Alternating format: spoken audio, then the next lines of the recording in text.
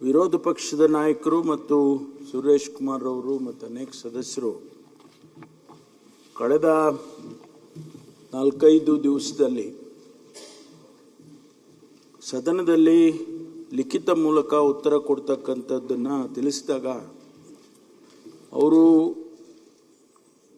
200, 150, 200 ಈ ರೀತಿ ಪ್ರಶ್ನೆಗಳಿಗೆ ಉತ್ತರ ಭಾಳ ಕಡಿಮೆ ಸಂಖ್ಯೆಯಲ್ಲಿ ಉತ್ತರ ಬರ್ತಾ ಇದೆ.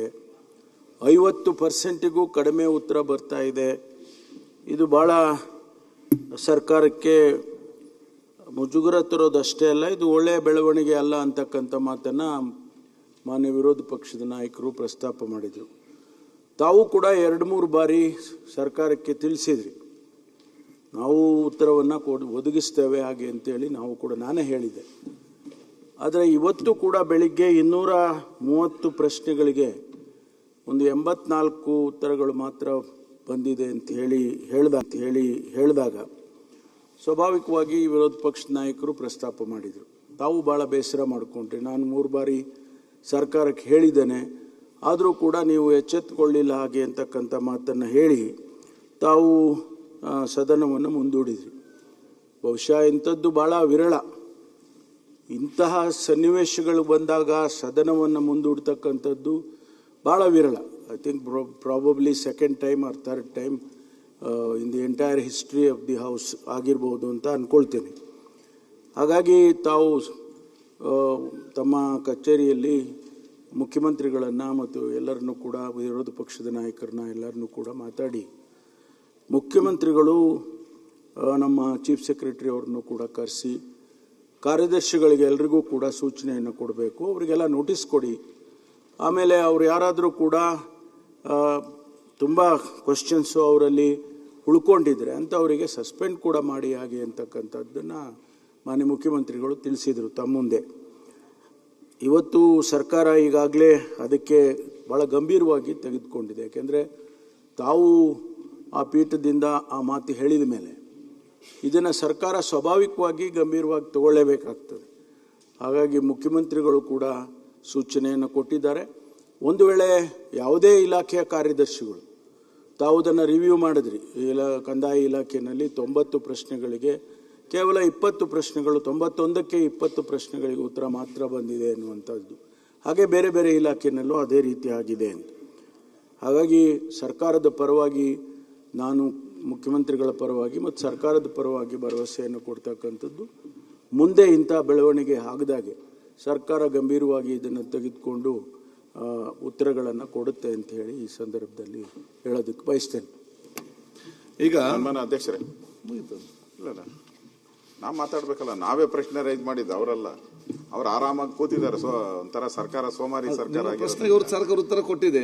ಇಲ್ಲ ಈಗ ನಾವು ಅಧಿವೇಶನದಲ್ಲಿ ಕಳೆದ 1 ವಾರದಿಂದನೂ ಕೂಡ ಈ ಥರ ಘಟನೆಗಳಾಗ್ತಾ ಇರೋದನ್ನ ಪದೇ ಪದೇ ತಮ್ಮ ಗಮನಕ್ಕೆ ತಂದಿದ್ರಿ. ನೀವು ಫಸ್ಟ್ ವಾರ್ನಿಂಗ್, ಸೆಕೆಂಡ್ ವಾರ್ನಿಂಗ್, 3ನೇ ವಾರ್ನಿಂಗ್ ಆಯಿತು, 4 ಆಯಿತು, ಇವತ್ತು 5ಕ್ಕೆ ಬಂದ್ಬಿಡ್ತು. 5ಕ್ಕೆ ಬಂದಾಗ ನೀವು ಈ ಸದನದ ಒಂದು ಗೌರವವನ್ನು ಕಾಪಾಡಬೇಕು, ಸದನಕ್ಕೆ ಒಂದು ಘನತೆ ಗೌರವವನ್ನು ತಗೊಳ್ಳೋವಂಥ ದೃಷ್ಟಿಯಿಂದ ನೀವು ತೀರ್ಮಾನ ತೆಗೆದುಕೊಂಡಿದ್ದೀರಿ. ನಿಮ್ಮ ತೀರ್ಮಾನಕ್ಕೆ ನಮ್ಮ ಪೂರ್ತಿ ಸ್ವಾಗತ ಮಾಡ್ತಾರೆ. ಯಾಕಂದರೆ ಆ ಸ್ಥಾನದಲ್ಲಿ ಯಾರು ಕೂತ್ಕೊಂತಾರೆ ಅನ್ನೋದು ಇಂಪಾರ್ಟೆಂಟ್ ಅಲ್ಲ, ಯಾವ ರೀತಿ ತೀರ್ಮಾನ ತೆಗೆದುಕೊಳ್ತಾರೆ ಅನ್ನೋದು ಇಂಪಾರ್ಟೆಂಟು. ಈಗ ಅಧಿಕಾರಿಗಳು ತಾವು ನೋಡಿದ್ದೀರ, ಕೆಲವರು ಬರದೇ ಇಲ್ಲ ಅಧಿಕಾರಿಗಳು. ಇವಾಗ ಪ್ರಶ್ನೆಗಳು ಕೃಷ್ಣ ಬೈರೇಗೌಡರು ಇದ್ದಾರಲ್ಲಿ, ಇದ್ದಾಗ CM ಅವ್ರನ್ನ ಕೃಷ್ಣ ಬೈರೇಗೌಡರನ್ನ ಕರೀರಿ ಅಂತಲೂ ಹೇಳಿದ್ರು. ಅವರ ಇಲಾಖೆಯಲ್ಲೂ ಕೂಡ 90ಕ್ಕೆ 20 ಬಂದಿದೆ. ಆಮೇಲೆ ವಸತಿ ಇಲಾಖೆಯಲ್ಲೂ ಕೂಡ 40 ಏನೋ 2, 3, 4 ಬಂದಿದೆ. ಅಲ್ಲೂ 31ಕ್ಕೆ 4 ಬಂದಿದೆ. ಅಂದರೆ ಯಾರು ಸೀರಿಯಸ್ ಆಗಿ ತಗೊಂತಾನೆ ಇಲ್ಲ ಅಧಿಕಾರಿಗಳು, ಒಬ್ಬರು ಸೀರಿಯಸ್ನೆಸ್ ಇಲ್ಲ ಅವ್ರಿಗೆ. ನೀವು ಹಿಂಗೆ ಹೇಳ್ತಾ ಈಗ 4-5 ಸರಿ ಆಯಿತು, ನೀವು ಆ ಸ್ಥಾನದಲ್ಲಿ ಕೂತ್ಕೊಂಡು ಹೇಳಿದ ಮೇಲೂ ಕೂಡ ಚೀಫ್ ಸೆಕ್ರೆಟರಿ ಅವರು ರಿವ್ಯೂ ಅಸೆಂಬ್ಲಿ ನಡೆಯೋಕ್ಕೆ ಮುಂಚೆ ಅವರು ಒಂದು ಸಭೆ ಕರಿಬೇಕು, ಮಧ್ಯೆ ಒಂದು ಸರಿ ರಿವ್ಯೂ ಮಾಡಬೇಕು. ಏನೂ ಇಲ್ಲ, ಚೀಫ್ ಸೆಕ್ರೆಟರಿ ಅವರು ಕೈ ಚೆಲ್ಬಿಟ್ಟು ಕೂತವ್ರೆ. ಅವ್ರನ್ನ ಇವತ್ತು ಕೇಳಿದಾಗ ಅವ್ರೇನು ಹೇಳಿದ್ರು, ನನಗೆ ಈ ಕ್ವಶನ್ಸ್ ಎಷ್ಟು ಬರುತ್ತೆ ಏನು ಬರುತ್ತೆ ಅಂತ ಗೊತ್ತಿಲ್ಲ ಅಂದರು. ಅಂದರೆ ನಾವು ಸದನನ ಹೇಗೆ ನಡೆಸಬೇಕು? ಇಲ್ಲಿ ಪ್ರತಿಯೊಬ್ಬ ನಮ್ಮ ಗೌರವಾನ್ವಿತ ಎಲ್ಲ ಸದಸ್ಯರು ನಾವೇನೋ ಒಂದು ಕ್ವಶನ್ ಹಾಕಿರ್ತೀರಿ, ನಮ್ಗೇನೋ ಉತ್ತರ ಬರುತ್ತೆ, ಆ ಉತ್ತರ ತಗೊಂಡೋಗಿ ನಮ್ಮ ಕ್ಷೇತ್ರದಲ್ಲಿ ನಾವು ತೋರಿಸ್ಬೋದು. ಒಂದು ಗೌರವ, ಏನಕ್ಕೆ ಹೋಗಿದ್ದಪ್ಪ ನೀನು ಅಲ್ಲಿ ಕಡ್ದು ಕಟ್ಟಾಕ್ ಹಾಕಿ ಅಂತ ಹೇಳಿದ್ರೆ ನೋಡಪ್ಪ ಇದೆಲ್ಲ ಅಂತ ಹೇಳ್ಬೋದು. ಇಲ್ಲಿ ಬಂದು ಏನು ಇಲ್ಲ, ಕಡ್ದು ಇಲ್ಲ, ಕಟ್ಟೆ ಏನು ಇಲ್ಲ ಅಂದ್ರೆ ಹೋದ್ರೆ ಎಲ್ಲ ಗೌರವಾನ್ವಿತ ಸದಸ್ಯರಿಗೂ ಒಂಥರ ಅವಮಾನ ಆಗ್ತದೆ, ಯಾರೇ ಇರ್ಬೋದು. ಆದರೆ ನೀವಿವತ್ತು ನಡ್ಕೊಂಡಂಥ ನಡವಳಿಕೆ ಏನಿದೆ ಅದು ಜನ ಮೆಚ್ಚುವಂಥ ನಡವಳಿಕೆಯನ್ನು ನಡ್ಕೊಂಡಿದ್ದೀರಾ, ನಾನು ಅಭಿನಂದನೆ ಸಲ್ಲಿಸ್ತೀನಿ. ಆದರೆ ಅಧಿಕಾರಿಗಳಿಗೆ ನಮ್ಮ ಗೌರವಾನ್ವಿತ ಹೋಮ್ ಮಿನಿಸ್ಟರ್ ಹೇಳಿದ್ರು, ಒಂದು 2-3 ಸಸ್ಪೆಂಡ್ ಮಾಡ್ತೀನಿ ಅಂತ. ಆ ಭಾಷೆಯಲ್ಲಿ ಹೇಳಿದ್ರೆ ಯಾರು ಸಸ್ಪೆಂಡ್ ಆಗಲ್ಲ. ಇನ್ನು ಸ್ವಲ್ಪ ಖಡಕ್ಕಾಗಿ ಹೇಳ್ಬೇಕು, ಸಸ್ಪೆಂಡ್ ಮಾಡಬೇಕು. ಆಗ ಆ ಸ್ಥಾನಕ್ಕೆ, ತಮ್ಮ ಸ್ಥಾನಕ್ಕೆ ಗೌರವ ಬರ್ತತೆ, ಇಡೀ ಸದನಕ್ಕೆ ಒಂದು ಗೌರವ ಬರ್ತತೆ. ನಾನು ಮುಂದೆ ಪ್ರಸ್ತಾವ ಮಾಡೋನಿದ್ದೀನಿ, ಕೆಲವು IAS ಅಧಿಕಾರಿಗಳು ಆಫೀಸ್ಗೆ ಬರಲ್ಲ, 8 ತಿಂಗಳು 9 ತಿಂಗಳು ಬಂದಿಲ್ಲ. ರೆಕಾರ್ಡ್ ಕೊಡ್ತೀನಿ ನಾನು, I will show the record. 8 ತಿಂಗಳು ಆಫೀಸ್ಗೆ ಬಂದಿಲ್ಲ, 9 ತಿಂಗಳು ಆಫೀಸ್ಗೆ ಬಂದಿಲ್ಲ. ಗಾಲ್ಫ್ ಆಡೋಕ್ಕೆ ಟೈಮ್ ಇರ್ತತೆ, ಬೇರೆದಕ್ಕೆ ಟೈಮ್ ಇರ್ತತೆ, ಇಲ್ಲಿ ಬಂದು ಸದನಕ್ಕೆ ಉತ್ತರ ಕೊಡೋಕ್ಕಾಗಲ್ಲ ಅಂದರೆ ಏನಕ್ಕಿರ್ಬೇಕು ನೀವೆಲ್ಲ? ಸಂಬಳ ಕೊಡಲ್ವಾ ನಿಮಗೆ? IAS ಅಂದ್ರೆ ಏನು? ಸುರೇಶ್ ಕುಮಾರ್ ಹೇಳಿದ್ರು, ಏನೋ ಐ ಆಮ್ ಸಾರಿ ಅಂತೆ. ಐ ಅಂದ್ರೆ I am sorry, I am sorry. ವಿ ಸೇರಿಸ್ಬಿಡಿ, ಐ ಆಮ್ ವೆರಿ ಸಾರಿ ಆಗೋತತೆ. ಹಾಗೆ ನಡ್ಕೊಂತ ಇದ್ದೀರಾ ನೀವು. ಇಷ್ಟೆಲ್ಲ ಹೇಳಿದ್ಮೇಲೂ ಕೂಡ ಆ ಪೀಠದ ಒಂದು ಗೌರವನ್ನ ಕಾಪಾಡೋದು ಅವರೊಬ್ಬರದೇ ಕರ್ತವ್ಯ ಏನಲ್ಲ, ಎಲ್ಲರದೂ ಕರ್ತವ್ಯ, ನಮ್ಮೆಲ್ಲರದು ಕರ್ತವ್ಯ, ಅಧಿಕಾರಿಗಳು ಕರ್ತವ್ಯ. ಮನ್ಸಿಗೆ ಬಂದಂಗೆ ನೀವು ಅತ್ತೆ ಮನೆಗೆ ಬಂದಂಗೆ ಹೋಗ್ತಾ ಇದ್ರೆ ಯಾರು ಕೇಳ್ತಾರೆ ಇಲ್ಲೆಲ್ಲ? ಅದರಿಂದ ಇವತ್ತೇನು ಬೆಳವಣಿಗೆ ಆಗಿದೆ, it is A record, it is A record. ಅಷ್ಟು ಬುದ್ಧಿ ಕಲ್ತಿಲ್ಲ ಅಂದರೆ ಪರಮೇಶ್ವರ್ ಅವರು ಹೇಳಿದಾರೆ ಸಸ್ಪೆಂಡ್ ಮಾಡ್ತೀನಿ 3 ಜನನ ಅಂತ. ಆಗಬೇಕು.